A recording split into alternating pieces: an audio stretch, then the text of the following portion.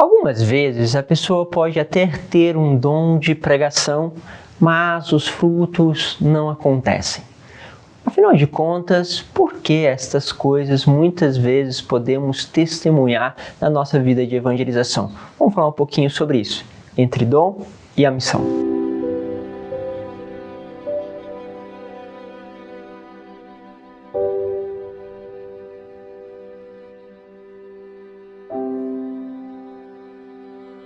Em nome do Pai, do Filho e do Espírito Santo. Amém. Que alegria estar com vocês novamente. Quero pegar a palavra que está no Atos dos Apóstolos, capítulo 18, versículo de 1 a 8. Diz assim: Naqueles dias, Paulo deixou Atenas e foi para Corinto.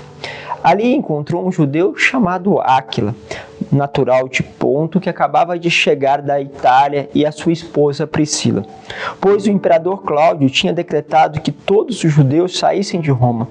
Paulo entrou em contato com eles, e como tinham a mesma profissão, eram fabricantes de tendas, Paulo passou a morar com eles e trabalhavam juntos.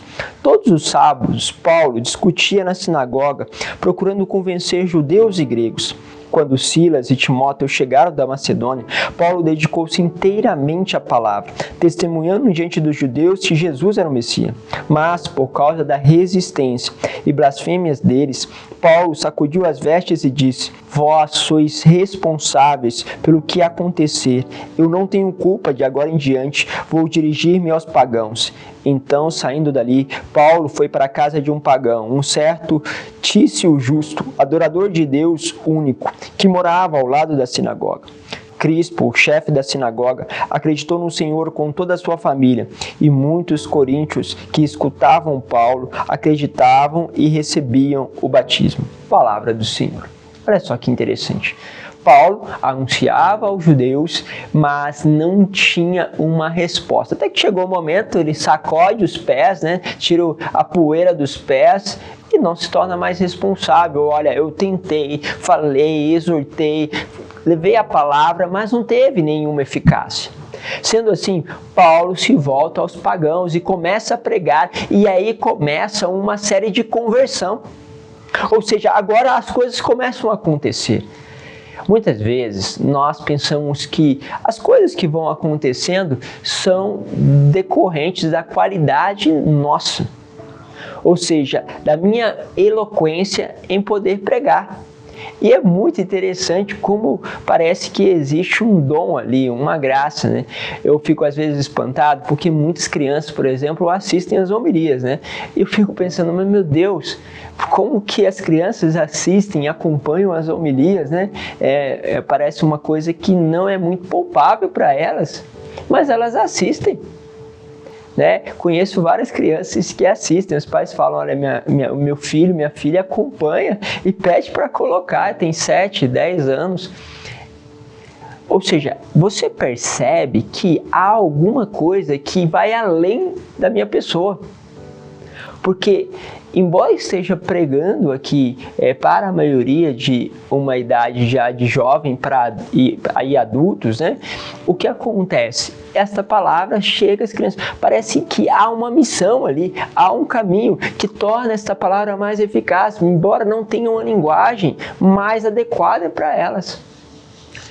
E aí também muitas vezes eu vejo que eu vou lá celebrar para as crianças e que acontece às vezes alguma graça, mas meu trabalho nunca foi direcionado a criança. Sempre foi direcionado, pelo contrário, a um público que tem já um conhecimento, a um público que já está numa caminhada e um aprofundamento, mas parece que tem uma graça ali especial. O que acontece? Você percebe uma missão que vai além da tua capacidade. Por quê? Embora possa ter a capacidade de pregar e de falar, parece que essa capacidade ela é potencializada dentro de, às vezes, uma missão que Deus confia, até mesmo para aquela criança, para aquela realidade. Paulo começava a perceber sobre tudo isso, que embora ele pregasse para os judeus, havia poucos frutos. E que quando ele pregava para os pagãos, o fruto era enorme.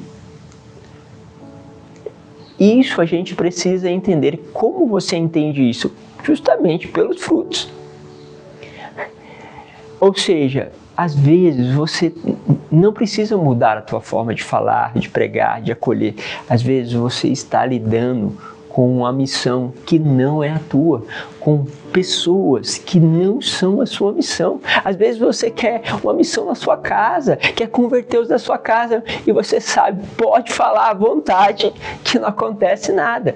Mas aí quando você sai, você vê a graça acontecer. Por quê? Porque Deus te confiou como missão aqueles lá de fora e é lógico, isso não significa abandonar, pelo amor de Deus, os de dentro de casa, mas para você ter a consciência que muitas vezes dentro de casa você não vai ter o fruto que você tem lá fora e às vezes vice-versa. Tem muitas pessoas que têm frutos muito profundos e bonitos com a família, mas quando vai fora, não vai. A coisa não acontece. Por isso, à medida que nós vamos fazendo o nosso caminho de saída, e como igreja nós precisamos, então vamos para uma missão justamente ali de Maria Madalena, que está sendo bonito aqui na nossa comunidade, a missão do Fornalha, onde jovens têm feito a evangelização dentro lá das realidades das favelas, dos pancadões, das praças, onde os jovens se concentram, a realidade justamente nas ruas, aquele outro que está fazendo uma realidade justamente ali dos casais. Você vai vendo a fecundidade. Às vezes o cara prega nessas várias realidades, mas ele vai perceber que uma, de uma certa forma, tem uma eficiência maior, porque existe um dom. Existe um dom, mas, sobretudo, um dom que se une a uma missão que Deus está confiando a você. Afinal de contas, qual é o teu dom? Qual é a tua missão? Que tal descobrirmos, vivenciando e nos colocando justamente na disponibilidade do serviço de Deus? Um grande abraço, Deus vos abençoe, Pai, Filho e Espírito Santo. Amém.